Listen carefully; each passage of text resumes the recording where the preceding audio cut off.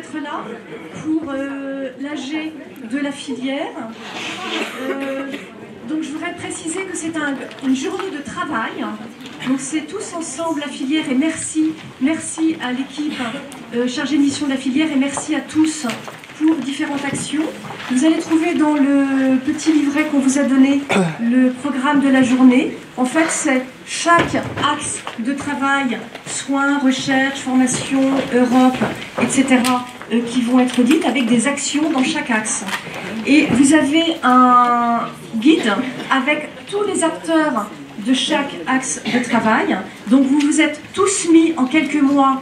On a fait la réactualisation des mailings. Il reste encore peut-être des erreurs de mailing, mais surtout faites connaître dans vos équipes ceux qui veulent travailler dans la filière sociale, assistante sociale, infirmier, etc. Les groupes de travail restent évidemment complètement ouverts.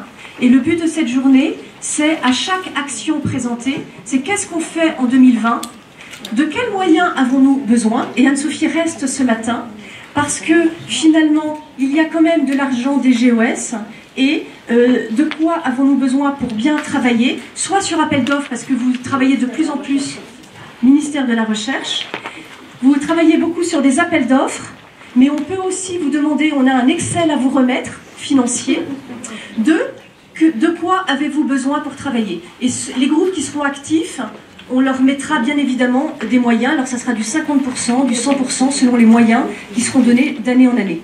Donc c'est vraiment important, saisissez-vous d'une action et il y aura dans l'année des groupes de travail, on sera là pour vous aider pour les doodles, pour les salles, ou en TC ça marche très bien, voilà. Donc c'est ça que je voulais dire, c'est que c'est très interactif, réunion de travail. Ensuite, on va vous distribuer une feuille qui est de nouveau dans quel axe voulez-vous être pour le travail si vous n'êtes pas déjà inscrit quelque part, et vous pouvez vous enlever d'un groupe et vous remettre dans un autre, absolument.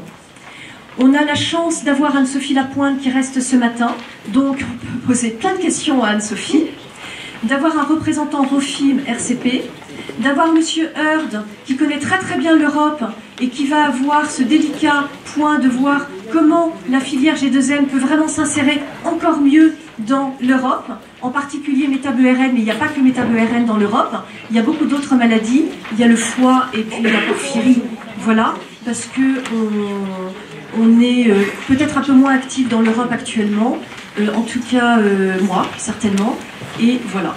Je crois que j'ai fini l'introduction, sauf si Asa veut dire quelque chose. Non, c'est bon. C'est bon. Donc je laisse la parole à Anne-Sophie.